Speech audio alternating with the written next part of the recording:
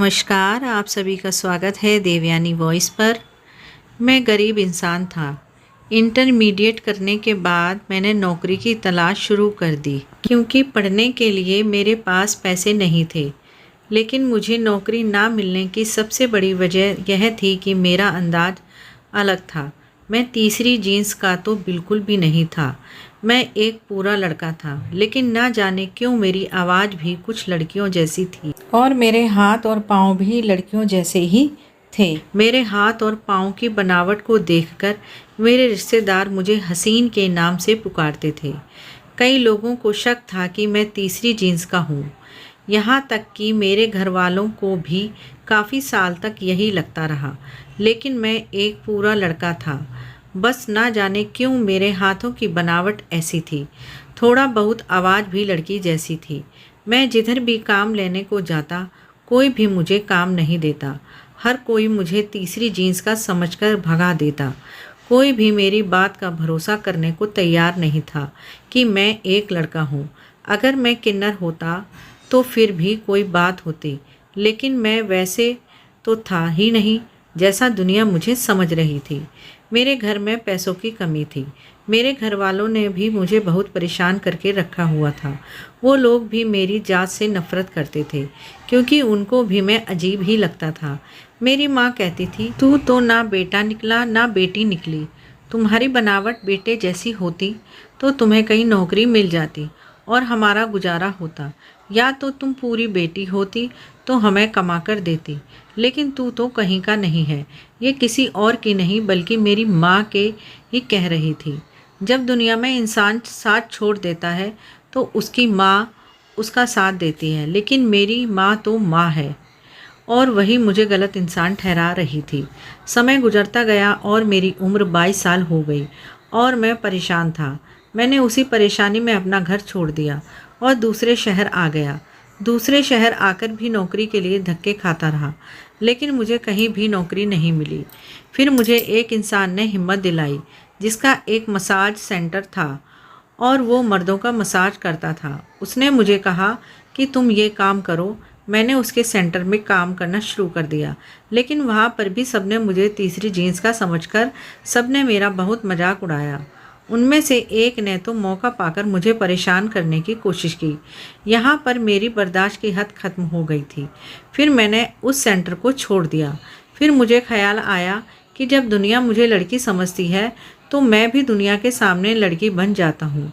मैंने अपने आप को लड़का साबित करने की बहुत कोशिश की, लेकिन हार मान गया। अब मैंने एक नया रास्ता अपनाने को सोच लिया था। मैंने एक नकाब खरीदा और नकाब पहनकर पूरे तरीके से लड़की का रूप अपना लिया। उसके बाद मैंने जॉब के लिए दुकानों में काम तलाशना शुरू कर दिया और मुझे अचानक काम मिल भी गया। एक दुकान मालिक ने मुझे रख लिया जिसकी कपड़ों की दुकान थी। उसने मुझसे कहा कि तुम देखने में ज़रूर खूबसूरत होगी। अगर तुम नकाब उतार दो तो मेरे ग्राहक ज़्यादा आएंगे। मैंने कहा कि मैं पर्दा करती हूँ, मैं ऐसा नहीं कर सकती। कुछ दिन मैंने वहाँ पर काम किया और मेरा अच्छा खासा गुजर होने लगा। मैंने एक कमरा किराए पर ले लिया। मैं पूरे दिन दुकान में बैठा होता था और दुकान का मालिक मुझे बहुत हौसला देता था। वह मुझ पर इस कदर मेहरबान था कि मैं हैरान हो जाता था कि ये इंसान मुझ पर इतना मेहरबान क्यों है। उसने कई बार मुझे नकाब हटाने को कही थी, लेकिन मैंने ऐसा नहीं किया क्योंकि मैं ऐसा कर ही नहीं सकता था। यहाँ भी मेरे साथ वही हुआ जो मसाज सेंटर में हुआ था। दुकान के मालिक ने एक रात मुझे किसी बहाने से रोक कर रखा और फिर दुकान बंद करके मुझसे ज़बरदस्ती करना चाहा। लेकिन जैसे ही उसने मेरा नकाब खींचा, उसे मालूम हो गया कि मैं लड़का हूँ, क्योंकि मेरी शक्ल तो लड़कों जैसी ही थी। बस हाथों की बनावट लड़कियों जैसी थी और थोड़ी आवाज़ भी। मेरा चेहरा देखकर दुकान के मालिक ने मुझे बहुत डांटा और कहा कि तुम धोखे से यह काम कर रहे थे लड़की बनकर। मैंने कहा, तुमने मुझे इसी काम के लिए साथ रखा हुआ था। अगर मैं सच में एक लड़की होता तो तुम तो मेरी इज्जत को ख़त्म कर देते। आज मैं लड़की नहीं था, लड़का था। मुझ में इतनी ताकत थी कि मैं उसे धक्का दे देता। मैं अपने आप को बचाने में कामयाब हो गया और जब उसने मेरा नकाब खींचा तो उसने मेरी सच्चाई पता चल गई। अगर मेरी जगह कोई लड़की होती तो वो अपने को बचा नहीं सकती थी, क्योंकि वो इंसान बहुत ताकतवर था। लेकिन मैं भी एक मर्द था और मेरे अंदर भी ताकत थी। मैंने खुद को बचा लिया। मैं वहाँ से भाग निकला। मुझे बहुत अफसोस हो रहा था कि यह दुनिया कैसी है, ना लड़के को छोड़ती है ना लड़की को। जब मैं लड़की बनकर दुनिया के सामने जाता हूँ तो कहते हैं कि मुझे धोखा दिया तुमने, तुम तो लड़के हो। और जब मैं लड़का बनकर सामने जाता हूँ तो मुझे किन्नर समझकर अलग नज़र से देखते हैं। मैं एक बार फिर से बेरोजगार हो गया था, लेकिन मैंने हिम्मत नहीं हारी। इसी तरह नकाब पहनकर अपनी आवाज़ को लड़की की आवाज़ बनाकर मैं दूसरी नौकरी करने लगी। ये भी एक दुकान थी और वहाँ की मालकिन एक औरत थी, तो मुझे ज़रा तसल्ली थी। उस औरत ने मुझे नकाब हटाने को भी नहीं कहा। उस औरत का छोटा सा बेटा था और मैं उसका बहुत ख्याल रखता था और उसके कस्टमर को डील करता था। एक दिन वह औरत बहुत परेशान थी।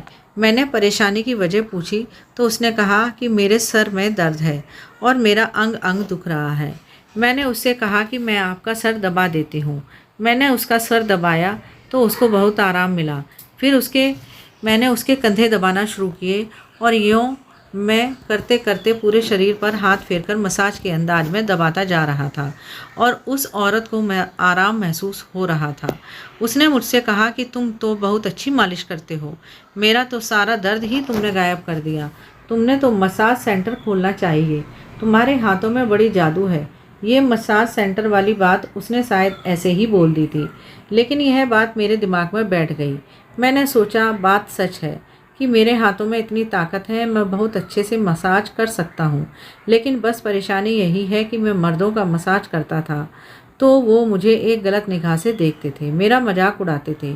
फिर मुझे ख्याल आया कि मैं औरतों का मसाज शुरू कर दूँ, और औरत बनकर ही। और ये ख्याल आते ही मेरे अंदर खुशी की एक लहर दौड़ गई।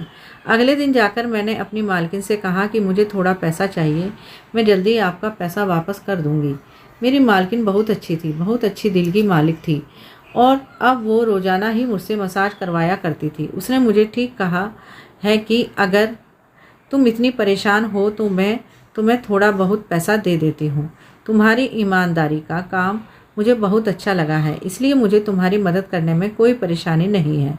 उसने मुझे अच्छी खासी पैसा दे दी थी और मैं खुशी से उछल रहा था। मैंने उस पैसे से एक मसाज सेंटर खोल दिया औरतों के लिए। मैंने ये सेंटर उधार की बुनियादी पर खोला था और भगवान से प्रार्थना कर रहा था कि मेरा कारोबार चल जाए ताकि मैं अपनी मालकिन का पैसा वापस कर सकूं।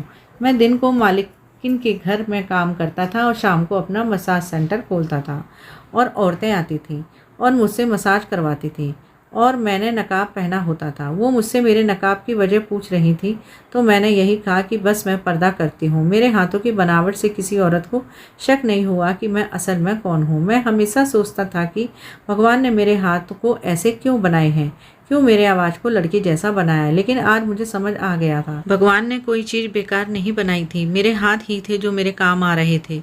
मेरा काम चल रहा था, मेरा मसाज सबको बहुत अच्छा लग रहा था, हर कोई मेरी तारीफ़ कर रहा था और मेरे ग्राहक ज़्यादा होते जा रहे थे। जो भी औरत मुझसे मसाज करवाती वो आगे जाकर दूसरी औरतों को बता देती कि इसके हाथ में बड़े ताकत है। अक्सर ऐसी औरतें आती थीं जिनको शरीर के परेशानी का मसला होता था और मसाज करने में उनकी परेशानी गायब हो जाती थी। ये औरतें मेरे सामने अपना अच्छा खासा कपड़ा उतार देती थीं, लेकिन मैं उनको देखता नहीं था। मैं आंख बंद करके अपना काम करता था।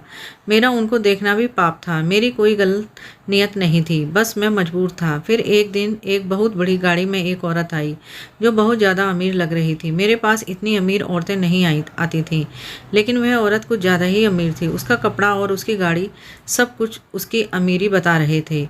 वो मेरे पास आई। उसने मुझसे कहा कि मैंने तुम्हारे मसाज की बहुत तारीफ़ सुनी है, मुझे शरीर में बहुत दर्द रहती है, मैं बहुत ज़्यादा परेशानी में हूँ, कोई दवाई भी असर नहीं करती।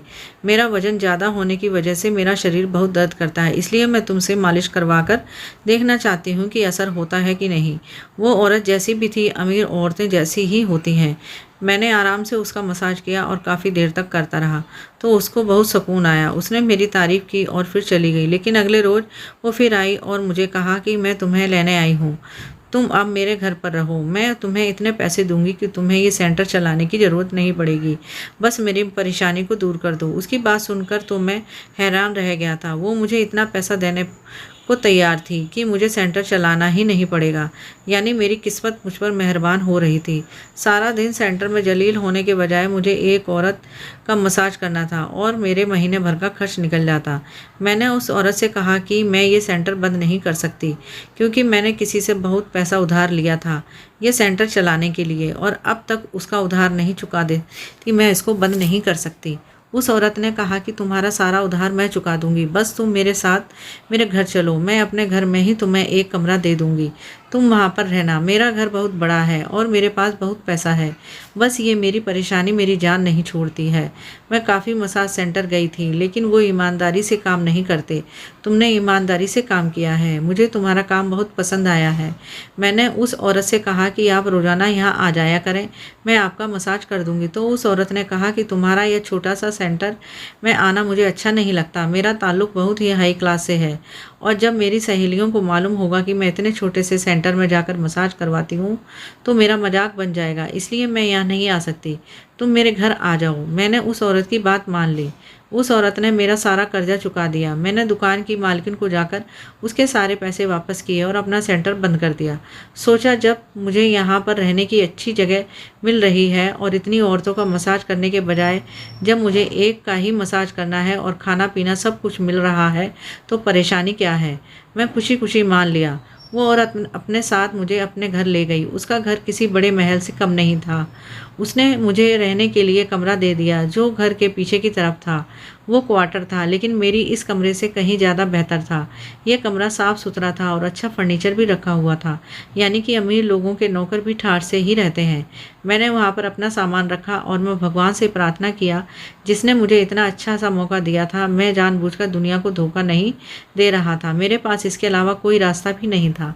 भगवान ही जानता है कि मैंने कभी उन औरतों के शरीर पर नज़र नहीं डाली थी। वो औरत रोज़ाना रात को मसाज करवाया करती थी और मैं आंखें बंद करके उसका मसाज करता था। वो मुझसे कहती थी कि तुम दिन रात नकाब में क्यों रहती हो? तो मैंने कहा कि बस मेरी आदत है। उस औरत ने कहा कि ठीक है, तुम्हारा पर्दा है, लेकिन एक औरत से औरत का क्या पर्दा, मैं तुम्हारा तो चेहरा देख सकती हूँ। मैंने कहा कि मेरा चेहरा जल गया। किसी ने दुश्मनी निकालने के लिए मेरे चेहरे पर तेजाब फेंक दिया था। इस वजह से मेरा चेहरा दिखने के काबिल नहीं है और मैं किसी को दिखाना भी नहीं चाहती। मेरी दुखती दिल पर हाथ ना रखें तो बेहतर होगा। उसने कहा कि मुझे बहुत अफसोस है कि किसी ने तुम्हारे चेहरे पर तेजाब फेंककर तुम्हारा चेहरा बिगाड़ दिया। चलो ठीक है, मैं तुम्हारे दिल नहीं दुखाती हूँ, लेकिन ये सब किसने किया? उस औरत ने जब ये सवाल किया तो मैं सोच में पड़ गया। मैंने कहा कि एक लड़के ने मुझे शादी करने को कहा था और मैंने उसका रिश्ता ठुकरा दिया। उसके बदले में उसने चेहरा जला दिया कि मैं किसी और से शादी नहीं कर सकूं। उस लड़के ने मुझसे बहुत बड़ा बदला लिया था। इस हादसे के बाद मेरी ज़िंदगी बर्बाद हो गई और इसलिए मैं अपना चेहरा दुनिया से छिपा कर रखती हूँ, और यही वजह है कि मेरी अब तक शादी भी नहीं हुई है। मैं अब ये काम करने पर मजबूर हूँ क्योंकि मुझे यह काम बहुत अच्छे से आता है। मेरे हाथों में ताकत है जो कि भगवान ने मुझे दिया है, मैं उससे फ़ायदा उठाना चाहती हूँ। मैंने एक कहानी अपने चेहरे और नकाब को लेकर उस औरत को सुना दी ताकि उससे मेरी बात पर भरोसा आए, और मैंने इतने अच्छे से ये झूठ बोला था कि उसे भरोसा हो गया। उसने मुझसे कहा कि सच में तुम्हारे हाथों में ताकत है, तुम्हारे हाथ भी बहुत खूबसूरत बनावट के हैं, तुम पहले खूबसूरत चेहरे की लड़की रही होगी। लेकिन मुझे अफसोस बहुत है कि तुम्हारे साथ ये हादसा हो गया, लेकिन मुझे फ़ायदा हो रहा है। तुम्हारे मसाज से मेरी परेशानी में बहुत कमी आई है। उस औरत ने मेरी बात पर भरोसा कर लिया और मुझे भी आराम हो गया, क्योंकि अफसोस भी हो रहा था कि अपनी पहचान दुनिया से छुपानी पड़ रही है। हालांकि इसमें मेरा कोई कसूर नहीं था। मुझे झूठ बोलते हुए शर्मिंदगी भी हो रही थी, लेकिन मैं बहुत मजबूर था। मैं कुछ पैसे अपनी माँ को भेजने लगा। यह पेट जो भरना था अपना और अपने घर वालों का। लोग सच कहते हैं, इस पेट को भरने के लिए इंसान क्या कुछ नहीं करता। मैंने जो रास्ता अपनाया था, लेकिन फिर भी पूरी ईमानदारी से अपना काम कर रहा था। लड़का बनकर जाता तो लोग मेरे पीछे पड़ जाते, लड़की बनकर जाता तब भी लोग मेरे पीछे पड़ जाते। इसलिए मैंने सोचा कि मर्द तो दोनों सूरतों में मुझे नुकसान पहुंचाएंगे, कोई औरत मुझे नुकसान नहीं पहुंचा सकती। इसलिए मैंने औरतों के साथ काम करने का फ़ैसला कर लिया। लेकिन मेरी असलियत उस औरत से ज़्यादा दिन छुपी न रह सकी। एक दिन मैं उसका मसाज कर रहा था कि अचानक से तेल की शीशी जो मेरे हाथ में थी वो पूरे कपड़ों पर गिर गई। मैं परेशान हो गया। मेरी मालकिन भी परेशान हो गई। उसने कहा, तुम्हारे कपड़े तो ख़राब हो गए हैं। मैंने कहा, मैं कपड़े बदल कर आती हूँ। तो उसने कहा कि कहीं जाने की ज़रूरत नहीं है, यहाँ अलमारी में मेरा सूट पड़ा है, वह निकाल कर पहन लो। मैंने कहा, नहीं, मैं नहीं पहन सकती आपके कपड़े, मैं अपने कमरे में जा रही हूँ। उसने ज़बरदस्ती अपना एक जोड़ा निकाल कर मुझे दे दिया और कहा कि कपड़े बदल लो। मैं परेशान हो गया था। मैं उसके सामने कैसे कपड़े बदलता? वहाँ पर वॉशरूम भी नहीं था। यह कमरा सिर्फ मसाज के लिए उस औरत ने रखा हुआ था। मैंने बाहर जाने को कहा तो उसने कहा कि अगर मैंने उसके सामने कपड़े नहीं बदले तो आज नौकरी से निकाल देगी। उसकी बात सुनकर मैं परेशान हो गया क्योंकि उसकी नौकरी से मुझे बहुत फ़ायदा हो रहा। मैं मुफ्त में खा पी रहा था, मुझे घर भी मुफ्त में मिला था। मुझे इतने पैसे मिल रहे थे कि मैं अपने घर वालों को भी भेज दिया करता था। मुझे ज़्यादा मेहनत नहीं करनी पड़ी थी। मुझे घर से बाहर नहीं निकलना पड़ता था। मुझे ज़माने की बातों का डर नहीं था। मुझे यहाँ पर हर चीज़ का आराम था और मैं उन आराम को कभी नहीं खोना चाहता था। लेकिन उस औरत की जिद थी कि मैं उसके सामने कपड़े बदल लूँ। मैंने उससे कहा कि आपके सामने कपड़े नहीं बदल सकती हूँ।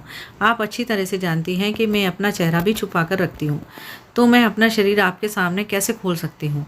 मेरी बात सुनकर उस औरत के चेहरे पर एक मुस्कुराहट बिखर गई। उसने कहा कि मुझे तुम्हारी असलियत मालूम हो गई है। मुझे पता चल गया है कि तुम लड़की नहीं हो, लड़का हो। इसलिए मैं तुमसे यह कह रही थी कि तुम खुद अपने मुंह से कह दो। उस औरत की बात सुनकर मैं हैरान हो गया। यानी कि वो पहचान गई थी। वो इतनी चालाक थी, वरना आज तक मैंने इतनी सफाई से काम किया था कि किसी को भी शक नहीं हुआ था कि मैं कौन हूँ। लेकिन उस औरत को शक हो गया, बल्कि उसे यकीन था। उसकी बात सुनकर मैंने रोना शुरू कर दिया। शर्मिंदगी के मारे बहुत बुरा हाल हो गया कि ज़मीन फट जाए और मैं ज़मीन के अंदर समा जाऊं। मैंने जितना उस चीज़ को छुपाने की कोशिश की, आज मेरा सारा भेद उस औरत के सामने खुल गया था। उसने मुझसे कहा कि रोना बंद करो और मुझे बताओ कि तुमने ऐसा क्यों किया। मैंने उसे सारी बात बता दी कि शुरू से लेकर ज़माने ने मेरे साथ कैसा व्यवहार कर रखा है। जब मैं लड़का बनकर जाता तब भी लोग मुझे भगा देते और मुझ पर अलग नज़र रखते, और मैं लड़की बनकर जाता तब भी मेरे साथ बुरा ही होता था। इसलिए मैंने सोचा कि मैं औरतों के साथ रहकर औरत बनकर काम करूं, ताकि कोई परेशानी ना होगी। मैंने किसी के साथ कभी कोई गलत काम नहीं किया है। आंखें बंद करके मसाज करता हूं। आप जानती हैं, गरीब का मारा इंसान बहुत मजबूर हो जाता है कि कुछ भी कर जाता है। काश कि आप जैसे अमीर लोग समझ पाते, लेकिन मुझे पता है कि आप नहीं समझेंगी मेरी बात। मैं खुद ही यहाँ से चला जाता हूँ। मैं जाने लगा तो उसने मुझे कहा कि मुझे तुम्हारी परेशानी का अंदाज़ा हुआ है। जो कहानी तुमने सुनाई है वो यकीन के एक दर्दनाक दास्तान है। तुम कितने मजबूर थे मुझे पता है। मुझे कुछ दिन पहले ही पता हो गया था कि तुम लड़की नहीं हो, और इसलिए मैंने जानबूझकर तेल तुम्हारे कपड़ों पर गिरा दिया। मैं तुम्हें गलत समझ रही थी, लेकिन अब मुझे पता चल गया कि तुम गलत नहीं हो। तुमने जो किया मजबूरी में किया। मैं तुम्हारी मदद करना चाहती हूँ और मैं तुमसे मसाज तो नहीं करवाऊंगी क्योंकि मुझे मालूम हो गया है कि तुम लड़की नहीं हो। लेकिन मेरे पास तुम्हारे लिए और काम है। तुम्हारा ईमानदारी मुझे बहुत अच्छा लगा। तुमने कोई गलत काम नहीं किया है। मैं तुम्हारी मजबूरी समझती हूँ। तुम्हें एक और नौकरी दे रही हूँ। औरत की बात सुनकर मुझे खुशी हुई। मैंने पूछा कि मेरे लिए क्या काम है, तो उसने कहा कि तुम्हें मेरे घर की रखवाली करनी होगी। मैं किसी और पर भरोसा नहीं करती। तुम्हें जितने दिन मैंने अपने घर में रखा है, तुमने कोई चोरी नहीं की। बहुत अच्छे तरीके से तुम यहाँ पर रह रहे हो। आज के बाद तुम मेरे घर की रखवाली करना। मैं घर से बाहर होती हूँ तो मुझे डर होता है कि मेरे दूसरे नौकर चोरी करेंगे या मेरा पति दूसरी औरतों को घर में ले आएगा। मेरे जाने के बाद मेरे घर में क्या होता है, मेरा पति और मेरे बच्चे क्या करते हैं, वो सब तुमको मुझे बताना है। आंखें चार करके मेरे घर पर नज़र रखनी है। बस इतना सा काम तुम्हारा है। मालकिन की बात सुनकर मैं खुश हो गया। ये काम तो मेरे लिए बहुत आसान था, यानी कि मुझे सब कुछ यहाँ पर देखना होगा और मुझे रखवाली करनी होगी। मालकिन ने मुझे कहा कि ये नकाब पहनने की भी ज़रूरत नहीं है। तुम अपना मर्दाना कपड़ा में काम कर सकते हो। तुम्हें कोई कुछ नहीं कहेगा। इस बात ने मुझे और खुशी दी थी। मैं अब लड़कों के कपड़े में ही काम करता था। मैं देखने में भले ही लड़की जैसा था, लेकिन मेरे अंदर ताकत लड़कों वाली ही थी। मैं किसी भी चोर और डाकू का मुकाबला कर सकता था। इसलिए मेरा कारोबार एक बार फिर से चल पड़ा। मैंने पूरी ईमानदारी से काम किया। यहाँ पर रहना और खाना पीना मुफ्त, और मुझे पैसा भी मिलता था। तो मैं पैसा जमा करता जाता और मेरे पास जमा करते करते अपना एक छोटा सा मकान ले लिया था और मेरे मम्मी पापा को यहाँ ले आया। मुझे उस औरत के घर में काम करते हुए अब 10 साल हो चुके हैं। वह बीमार होकर बिस्तर से लग गई है, लेकिन उसने मुझे नौकरी से नहीं निकाला। मैंने पूरे घर वालों का भरोसा जीता। उस औरत ने मुझे कहा कि लोग तो बहुत हैं, लेकिन जिस ईमानदारी से तुमने मेरा काम किया था, तुम आंखें बंद करके जब मेरा मसाज करते थे, तभी मुझे अंदाज़ा हो गया कि तुम कितने साफ दिल के इंसान हो। बस तुम मजबूर हो। तुम्हारे इसी साफ दिल को देखते हुए मैंने तुम्हें अपने घर में जगह दी। आज मैं बहुत खुश हूँ। मेरे मम्मी पापा छोटे से घर में रह रहे हैं और मैं उस घर में आराम से रह रहा हूँ।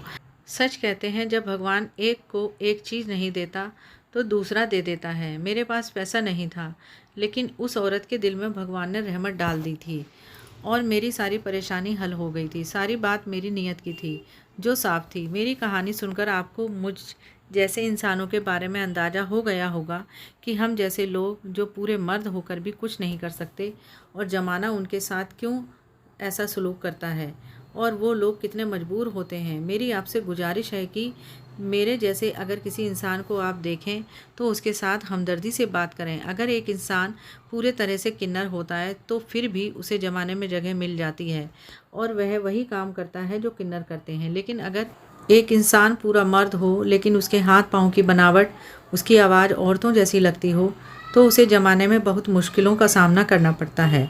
बिल्कुल ऐसे ही जैसे एक पागल के लिए एक जगह है जिसे पागल खाना कहते हैं और वो वहीं पर रहता है, पर किसी को कोई एतराज़ नहीं होता। लेकिन एक आधा पागल के लिए कोई जगह नहीं होती उसके घर के सिवा। आधा पागल इंसान ना तो पागल खाने में रहता है, ना अपने घर में सुकून में रह सकता है। हम जैसे लोगों की यही परेशानी थी।